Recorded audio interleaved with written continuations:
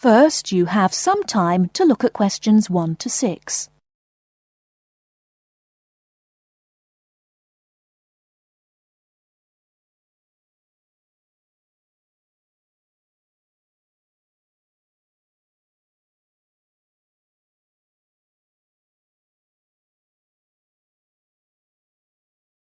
Listen carefully and answer questions 1 to 6. Hello, welcome to the travel depot. How can I help you? Well, I'm looking for a reasonably priced holiday. I went to South Africa for a month last year, and I'd like to see North America this time, maybe Canada. But I'm also interested in Europe if the prices to Canada are too expensive. I'm on quite a tight budget, you see. Well, you could go to Europe, but I'll get some prices for Canada first. I've been to Vancouver. It's lovely at this time of year. And we have some special offers on at the moment. Okay, well, I have some relatives over in Vancouver, so that would be good. I can always travel around Europe next year. Besides, it may be a bit too hot for me at this time. Right, let's have a look at some prices then. When would you like to go? Sometime at the end of next month if possible, but I'm quite flexible any time between the 24th and the 31st. I'd like to go for 3 weeks. Well, there's lots of availability for those dates. Now, if you're concerned about the cost, it's cheaper if you don't mind not flying direct. Sorry, what do you mean? Well, if you don't mind changing planes, then it's cheaper. Oh, well, I don't mind changing planes. In that case, the cheapest flight I have leaves on the 25th and changes in New York. It's only a short stop. You'll be in the airport for 2.5 hours. How does that sound? Sounds good, but what's the price? That's £412 for a return flight, but that doesn't include airport tax. Would you like to arrange any accommodation? No, I have a cousin I can stay with. All I need is the flight, so I think I'll take that one. Right, I'll just check availability for your return. 3 weeks, did you say? Yes, that's right. Okay, well, there are seats available on the 14th or the 15th. Which one would you prefer? The 14th sounds good. Yes, from the 25th to the 14th sounds fine. I'll reserve that for you then. Can you tell me your name, please? Jim Jackson. Is that Jackson? That's right. And can I take an address and contact number? Yes, it's 10 Allen Road, Oldham. Do you want a home number or my mobile? Either's fine. Well, my home number is 0151 433 398. Okay, so you're booked on flight number VN217 to Vancouver, leaving London Heathrow at 11:35 in the morning on the 25th and returning on the 14th. So that's 20 nights. Now, one more thing.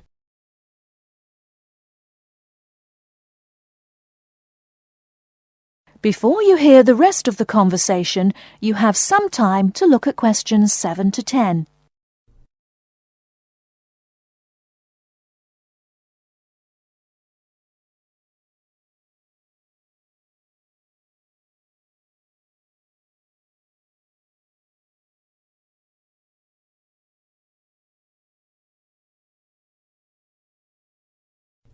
Now listen and answer questions 7 to 10.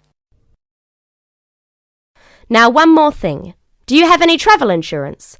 We recommend all our clients take out some kind of cover, even though most people don't end up needing it. Most people have it just for peace of mind. Well, what type of cover do you have?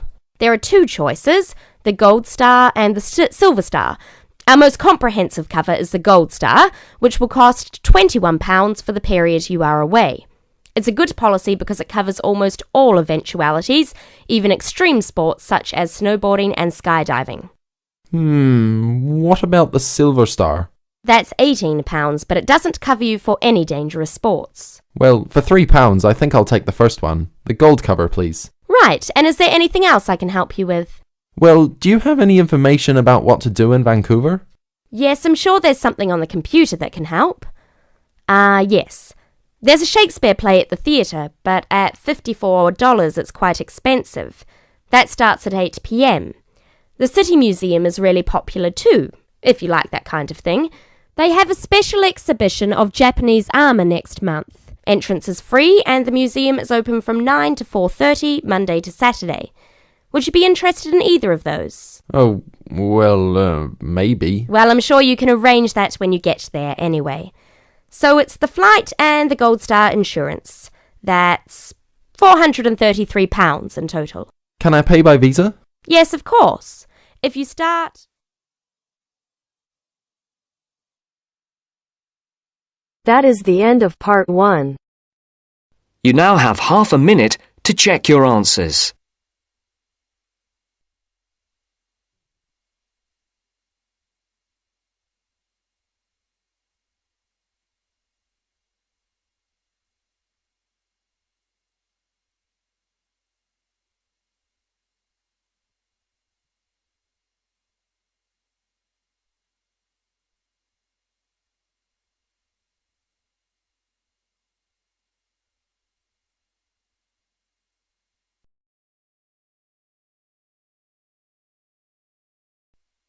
Now turns to part 2. Part 2. You will hear a speech given by the head of a company to some new employees. You have 30 seconds to look at questions 11 to 16.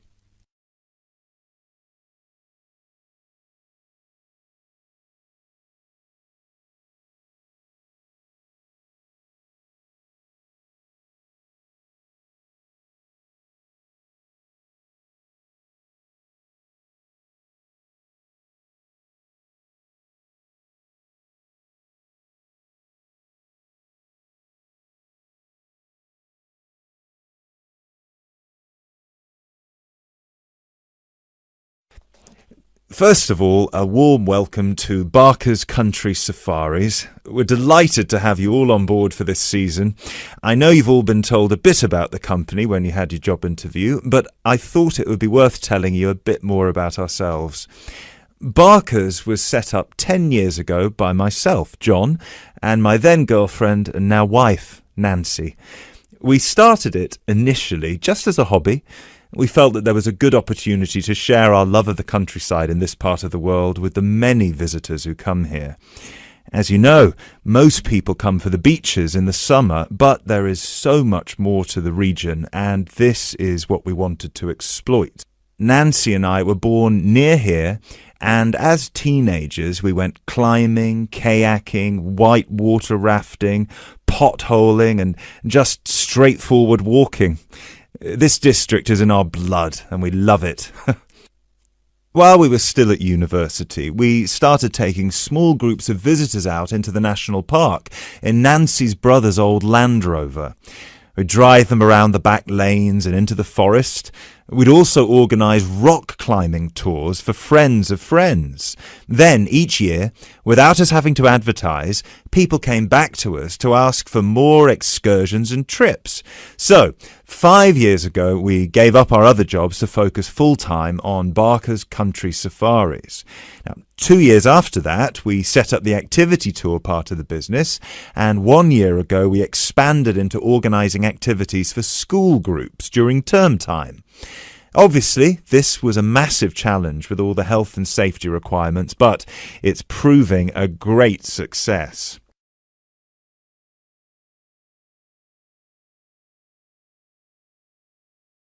You now have 30 seconds to look at questions 17 to 20.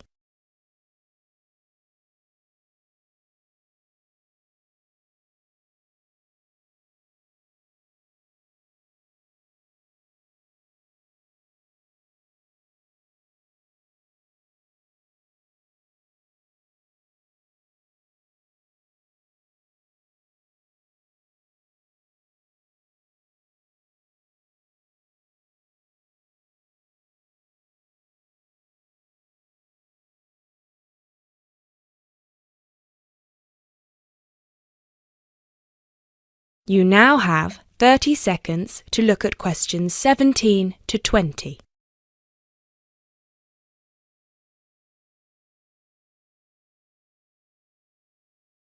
Anyway, we'll certainly not be dealing with school parties during the summer holidays. Our clients for the next 3 months are mostly family parties or groups of friends, and I'd like to talk a bit now about the tours we offer and what your responsibilities will be. Our most popular excursion is the Woodland Tour and Trail. Now, often this is sold out and we have all of our 10 jeeps in convoy with 8 people in each jeep. It's a lot of fun. These tours really offer a taster of what we can provide. So as both driver and guide, it is important that you do a good job here so they come back for the bigger tours. I will talk about the commission package later. As the summer days are so long, we have 3 tours each day, but you will not be expected to work on more than 2 of them. Morning tours start at 8 a.m. and go to midday. Afternoon tours are from 2 p.m. to 6 p.m. and then evening ones 7 p.m. to 11 p.m. All the tours follow the same route and you should have made yourselves familiar with all the key information. This was provided to you in the information pack you were sent when you accepted the job offer. This is important, so if you haven't had time yet, please do so now. Our second most popular tour is the Family Exclusive. Now, this tour is for the whole day and for only one group. Usually it is just one jeep, but sometimes there are 2 if the party is large. These tours go from 10 a.m. till 5 p.m. and include lunch at the Brown Bear in Lower Middleton. We have a number of different routes for these tours as we don't want our premium clients being made to feel that they are part of a large package deal. You will be told which route to take with your weekly schedule. Now, I'd like to move on to these specialty tour packages. These are the ones that we're keen to book people on once they've done the Woodland Tour and Trail trip.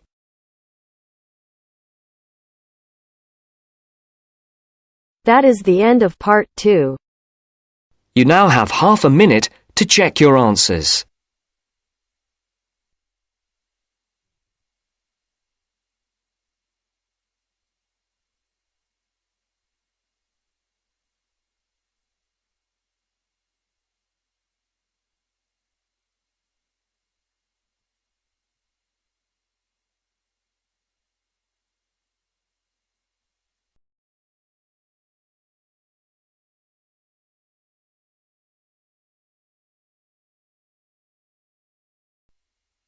Now turns to part 3.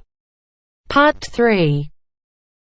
You'll hear an interview with a wildlife specialist called Alison Sharp talking about bears. In the first part of the discussion, they are talking about the history of the bear. First, look at questions 21 to 23.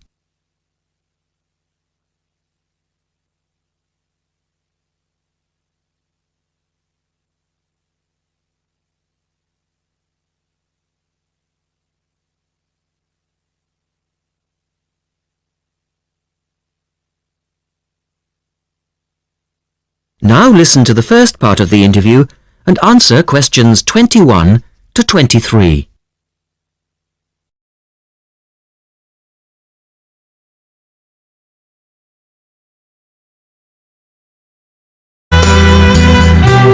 Alison Sharp has spent much of her life researching bears, and in particular, bears in danger of extinction.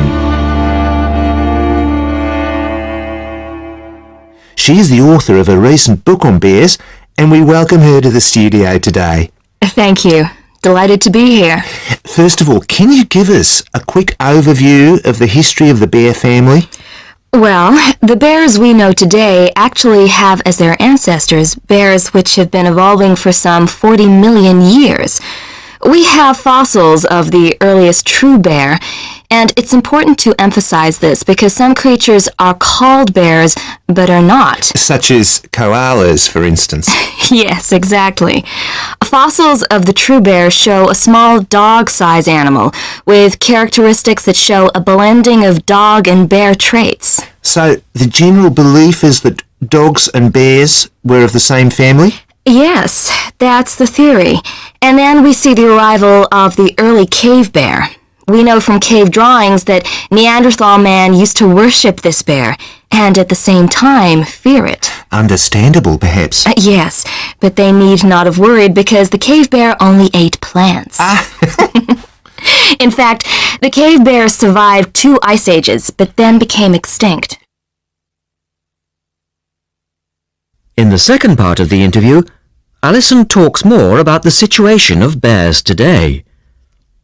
Look at questions 24 to 30 first.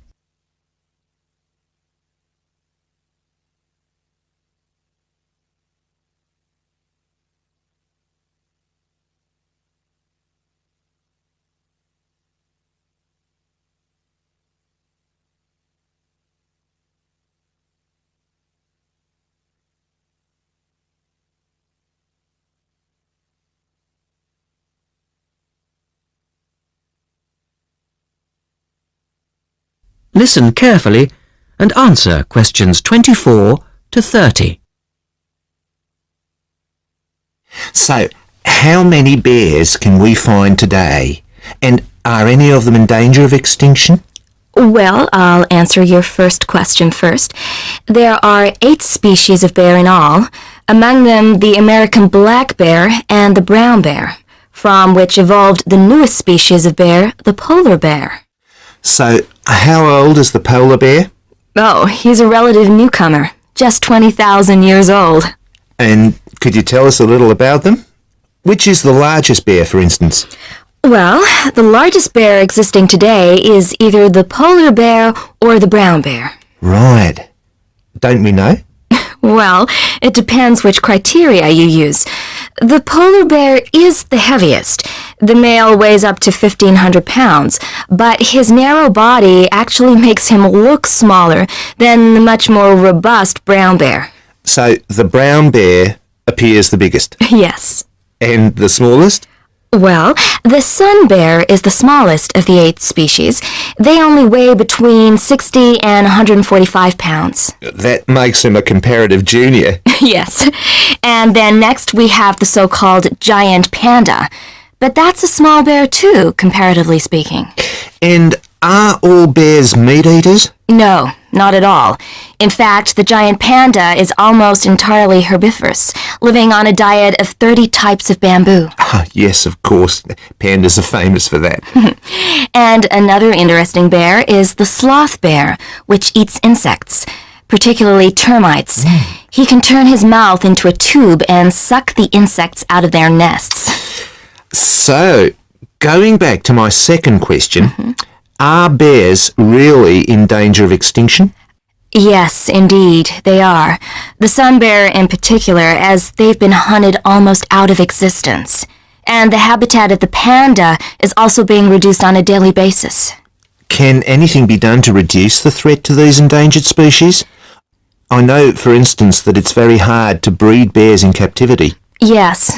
Well, I think that by raising people's awareness generally, we can reduce conflict between humans and animals, to stop the slaughter in parts of the world where bears are still hunted, supposedly in self-defense or to protect livestock, but often quite unnecessarily. And we can also encourage governments to preserve the natural environment of the bear, rather than allow the areas where they live to be systematically destroyed in the name of progress. Yes, of course. And in addition to these global efforts, all profits from the sale of my book will go toward the United Nations Bear Protection Program. That's wonderful. And with the news coming up, thank you for your time, Alison, and best of luck with the book. Thank you very much.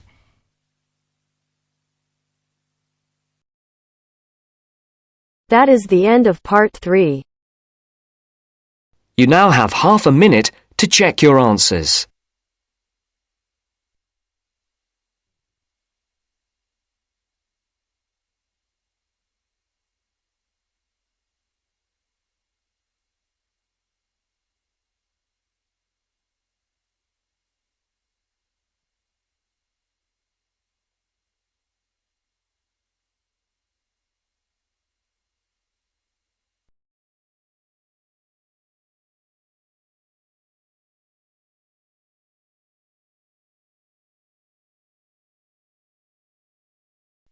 Now turns to part 4.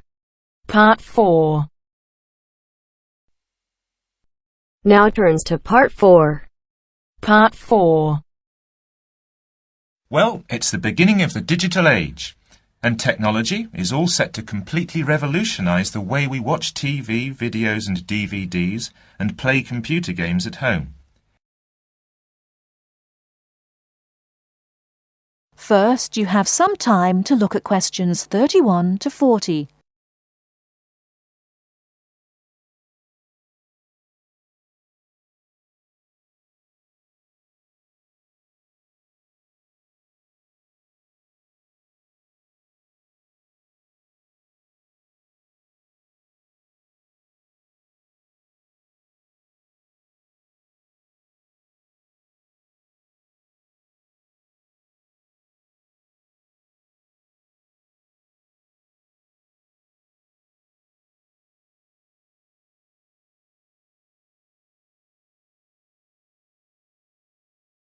Now listen carefully and answer questions 31 to 40.